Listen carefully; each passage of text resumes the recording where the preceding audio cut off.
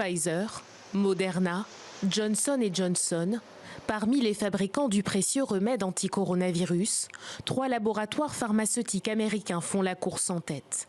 Un monopole qui pourrait être remis en question pour lutter contre la pandémie. Contre toute attente, Washington s'est dit favorable à la levée des brevets sur les vaccins anti-Covid-19. L'administration croit fermement aux protections de la propriété intellectuelle. Mais pour mettre fin à cette pandémie, elle soutient la levée des brevets sur les vaccins. Nous participerons activement aux négociations nécessaires avec l'Organisation mondiale du commerce pour rendre cela possible. Une prise de position qui pourrait permettre d'accélérer la production et la distribution de vaccins.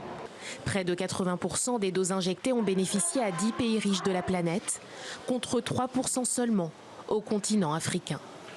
Il s'agit d'un pas en avant et nous pensons que lorsque l'histoire de cette pandémie sera écrite, l'histoire se souviendra de la décision prise par le gouvernement américain comme étant la bonne chose à faire au bon moment.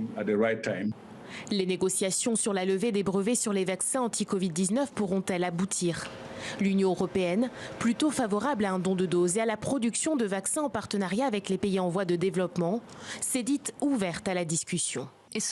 L'Union européenne est prête à discuter de toute proposition qui s'attaquerait à la crise de façon efficace et pragmatique.